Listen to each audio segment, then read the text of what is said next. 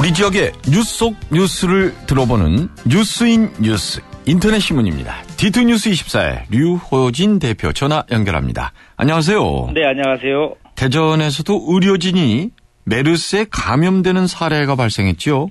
네, 그렇습니다. 이 메르스 환자에게 이 심폐소생술을 하던 30대 간호사가 메르스에 감염이 된 것으로 확인됐습니다. 의료진 감염은 첫 사례다 보니까 지금 주목이 되고 있고요. 또 하나는 이 3차 감염자에 의한 이 4차 감염 첫 사례라는 점에서 보건당국이 상당히 긴장을 하고 있습니다. 내용을 보면은 이 15년 차 간호사인 이 A씨 같은 경우가 지난 3일 건양대병원에 입원한 그 메르스 의심 환자 82살이었는데요. 이 메르스 의심 환자 심폐소생술에 다른 의료진하고 같이 참여를 했습니다. 중환자실에서 이루어진 그 이 심폐소생술 당시 한 3시간가량 진행이 됐는데요. 이 의심 환자는 그러나 이제 그날 저녁에 숨졌고 사망 하루 뒤인 다음 날 메르스 최종 이 판정을 받았었습니다. 그러니까 사망한 다음에 최종 확진 판정을 받은 거지요? 네, 그렇습니다.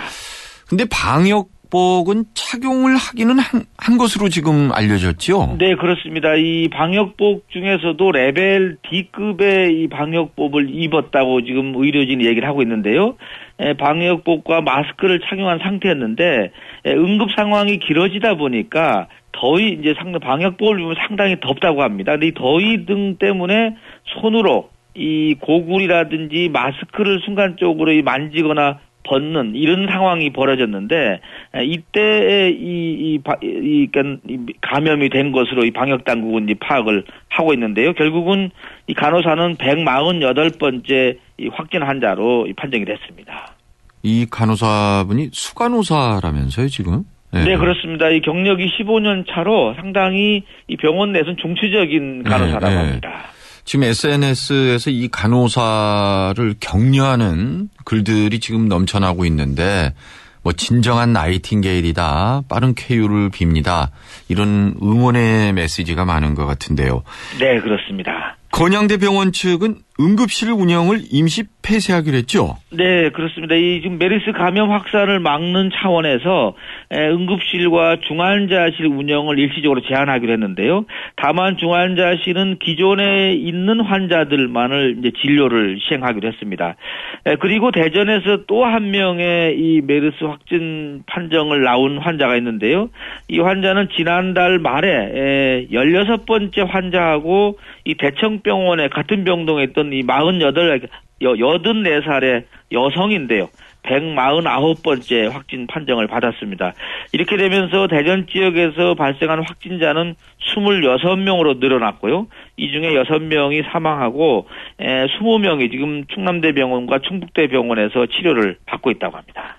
근데 그 최경환 경제부총리가 지난주 그 화요일에 건양대병원 와서 그 의료진하고 껴안는 포즈가 있었죠. 예. 네. 근데 그 건양대병원 측에서 메르스 환자를 진료한 의료진은 이 최 부총리를 만나는 자리에 모두 혹시 모르니까 전부 다 배제를 시켰다면서요? 네, 그러다 보니까 지금 오늘 아침 뉴스에도 났는데요. 이 최 부총리가 까딱했더라면 격리 대상자가 될 뻔했는데 뭐 이런 얘기가 지금 나오고 있습니다.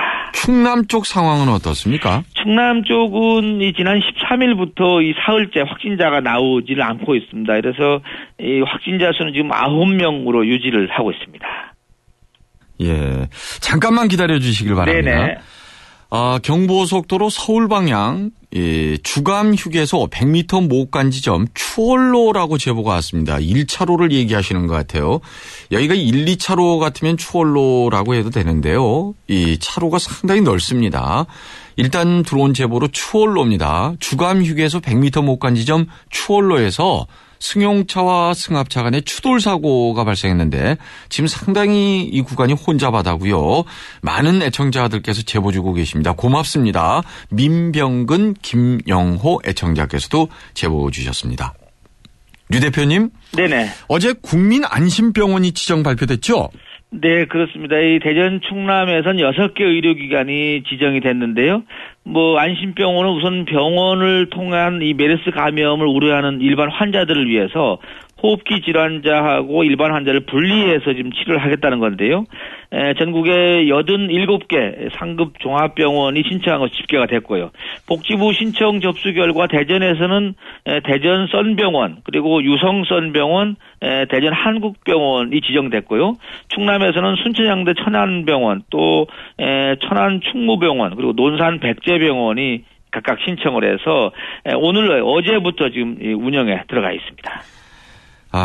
다른 이야기 좀 들어보겠습니다. 어제 권선택 대전시장의 항소심 재판이 열렸는데 관련 소식도 좀 전해주시죠. 네, 어제는 이 권선택 시장의 선거 캠프에서 총무국장을 하다가 검찰 수사가 시작되자 도주했다가 이제 지난달에 자수한 임모 씨가 법정에서 이 증언을 했는데요. 임 씨는 어제 증언에서 이 불법으로 자금을 마련하는 과정에서 컴퓨터 등을 산 것처럼 한 뒤에 돈을 다시 돌려받는 수법으로 이 자금을 마련한 것은 회계 책임자인 김모 씨는 모르고 자신이 한 일이다, 이렇게 주장을 했습니다. 그러면서 자신은 이런 내용을 회계 책임자에게 얘기도 하지 않았다, 이런 증언을 했습니다. 수사가 시작되면서 도주한 이유라든지 도주 기간 동안 도피자금은 누가 줬느냐, 이런 질문에는 답변을 거부했다면서요? 네, 그 부분은 지금까지도 이제 자수한 이후에도 구체적인 진술을 하지 않고 있는데요. 다만 어제 재판부가 몇 차례 강조를 하다 보니까는 대략적인 얘기는 나왔습니다. 이 임모 씨 같은 경우는 자신이 지금 엄청난 일이 벌어지고 있다는 말에 심적 부담을 느껴서 도주를 했다. 그리고 그동안에 부산과 천안, 서울, 보령 이렇게 모텔과 찜질방에서 생활했고, 도피 자금은 캠프와 관련이 없는 지인이 줬다, 이렇게 설명을 했습니다. 예. 앞으로 재판은 어떻게 되는 겁니까? 권 시장에 대한 이 항소심 공판은 오는 17일 검찰이 구형을 끝으로 이제 종료가 되고요. 재판부는 빠르면 이달 말쯤이나 아니면 늦어도 내달 초쯤경에는 선고가 내려질 것으로 보이고 있습니다. 예. 어제 그리고 문재인 새정치민주연합 대표가 법원을 찾았다면서요? 네, 사실 권선택 시장에 대한 어떤 힘을 실어주기 위한 것이다, 이렇게 볼 수가 있겠는데요. 어제 대전 고등법원을 찾아서 언론인 앞에 이런 얘기를 했습니다.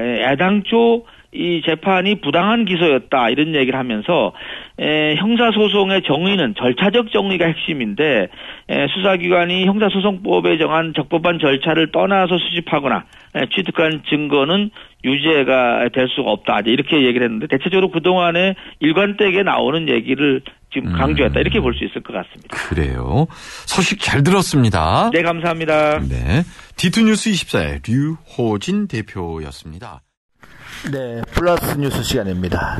마늘 수확이 평년보다 닷새 정도 당겨졌다고 하네요. 서산하면 육종 마늘인데 올해 같은 경우 가뭄이 좀 길고요. 또 날씨가 더워서 한 닷새 정도 당겨졌다고 하는데 이렇게 조건이 악조건이다 보니까 생산량이 조금 줄어들 것으로 예상이 됩니다. 이렇게 되면 가격은 올라가겠죠. 한 10% 내지 20%가 오르지 않겠느냐, 이런 예측이 나오고 있습니다. 대전 지역 각 구청들, 시청에서 구내식당이 대체적으로 이번 주 중에는 운영을 중단할 것으로 보입니다. 구내식당이 운영이 중단되면 결국은 공무원들이 바깥에 나가서 점심을 먹게 되는데요. 결국은 바깥에 나가서 식당 요즘 어렵다고 하니까는 밥 좀 먹어라, 이런 의미로 보면 될 것 같습니다. 중도일보가 추진하는 이 국제축구대회, 이츠대전 국제축구대회 행사가 메르스 때문에 또 취소가 됐다고 합니다. 충남대 총장 선거, 이제 첫 간선제 총장이 되죠. 강병수, 김영상, 오덕성, 홍성권, 이 4파전이 예상된다, 이런 보도가 오늘 아침에 올라와 있습니다. 교원 임용이 상당히 줄었다고 합니다. 초등교원 같은 경우 130명 정도에서 70명으로 한 절반 정도가 줄었다고 하는데, 이렇게 되면서 준비하고 있는 이 임용고사 준비하고 있는 학생들도 결국 어렵게 됐다는 얘기도 있습니다. 충남대 로스쿨에서 경력법관으로 3명이 선정이 됐다는 소식도 있습니다. 전국적으로 적지 않은 숫자라고 합니다. 전교조가 그 대성학원 수사에 대해서 철저한 수사와 함께 의혹을 또 하나 제기했는데요. 빌린 돈을 갚는 대신에 이 딸이나 아들을 채용해 준 사례가 있다. 이렇게 아주 구체적으로 오늘 의혹을 제기하고 나서기로 했습니다.